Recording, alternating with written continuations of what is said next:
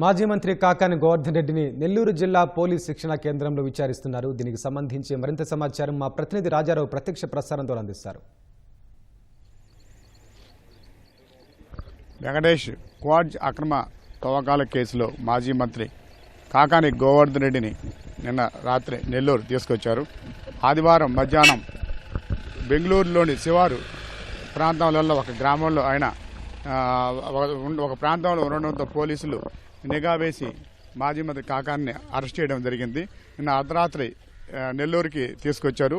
ప్రస్తుతం బుజ్జిబుజ్జి నెల్లూరులోని police training కళాశాల వద్ద ఇక్కడ ఉంచారు. అయితే రాత్రంతా కూడా కొన్ని పోలీస్ అధికారులు ప్రశ్నించడం అనేది జరిగింది. ఈ మైనింగ్ అక్రమ కేసు సంబంధించి ఎంత మైనింగ్ అక్రమ తవ్వకాలు చేశారు, దానికి సంబంధించిన వారు ఎంతమంది ఉన్నారు, వీటన్నిటి మీద కూడా పలు ప్రశ్నలతో సమాధానాలు రాబట్టారు. అయితే వీటన్నిటి మీద కూడా మొత్తం మీద దీన్ని ఇక్కడి నుంచి పోలీస్ ట్రైనింగ్ కాలేజ్ నుంచి మరి కొద్దిసేపట్లో వెంకటగిరి కోర్టుకి హాజరుపరిచేందుకు కోర్టుకి సెలవులు కావడంతో క్రిమినల్ కోర్టులో హాజరుపరిచేందుకోసంగా అక్కడ జడ్జిని అనుమతి కూడా కోరారు. పోలీస్ అధికారులందరూ కూడా ఇందుకోసంగా సమాయత్తం అవుతున్నారు. అసలు ఈ కేసుకు సంబంధించి పొదలకూరు మండలంలో మైనింగ్ అక్రమంగా తవ్వకాలు చేశారని, ఇక్కడ సంబంధించిన బ్లాస్టింగ్ వస్తువులు కూడా అక్కడ తీసుకొచ్చి ఉంచారని దాని మీద ఈ కేసు అనేది నమోదు చేశారు. ఫిబ్రవరి 23న కేసు నమోదు చేశారు. ఏప్రిల్ 1వ తారీఖున నోటీసులు ఇవ్వడం జరిగింది.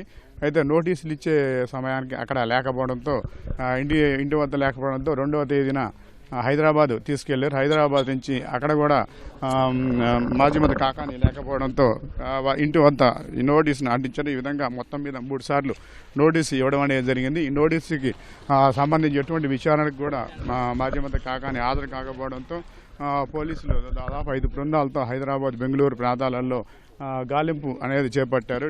నెల్లూరు రూరల్ డిఎస్పీ ఘట్టమనేని శ్రీనివాస్ ఆధ్వర్యంలో పోలీస్ బృందాలు దాదాపు ఒక 2 నెలలుగా గాలించారు. కానీ ఎక్కడ కూడా ఆయన ఆచూకీ లేకపోవడంతో నిన్న ఎక్కడ ఫోన్ సమాచారం కానీ ఎటువంటి సమాచారం కానీ పోలీసులకు అందలేదు. దీనికి సంబంధించి మొత్తం మీద ఒక 11 మంది మీద కేసు నమోదు చేయడం అనేది జరిగింది.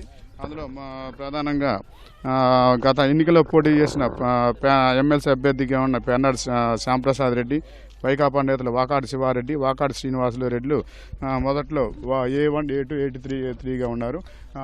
A4గా కాకాని పేరు నమోదైంది.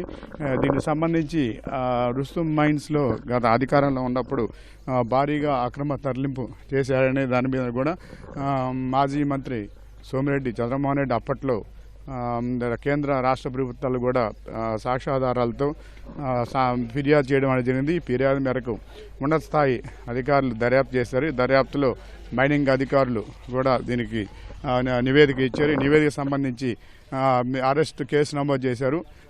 ఈ మైనింగ్ కేసుతో పాటు అదేవిధంగా గిరిజనులను వేధించారన్న దాని కూడా SC/ST అట్రాసిటీ యాక్ట్ మీద మరో కేసు కూడా నమోదైంది. అదేవిధంగా అదేవిధంగా కేసు నమోదు మీద పోలీసుల మీద కూడా మాజీ మంత్రి కాకాని తీవ్ర స్థాయిలో బహిరంగ విమర్శలు అనేవి చేశారు.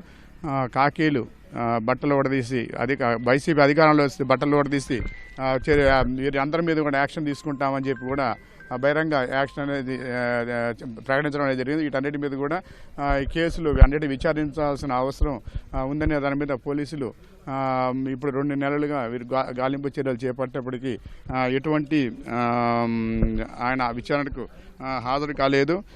దాదాపు ఈ రెవెన్యూ శాఖ అధికారులు తనిఖీలు ఇచ్చిన నివేదిక ప్రకారం దాదాపు 61,313 టన్నుల క్వాడ్జ్ అక్రమంగా తవ్వేశారని, అదేవిధంగా 756 కోట్లు సీనరేజీ చెల్లించాలని కూడా షోకాజ్ నోటీసులో ఇచ్చారు. వీటన్నిటి కూడా ఎటువంటి సమాధానం లేదు. వీటన్నిటి మీద కూడా రాత్రి కొంతవరకు విచారణ అనేది చేపట్టారు. అయితే ప్రధానంగా ఈ కాకాని కేసు విచారణ కొనసాగుతున్న 2 నెలలు అయినప్పటికీ ఆయన ఎక్కడ కూడా లేకపోవడంతో పోలీసులు ఈ విచారణకు సంబంధించి ఈ కేసు వివరాలు ప్రకటించడానికి వారు ధైర్యం చేయలేని పరిస్థితి అనేది కనిపిస్తుంది.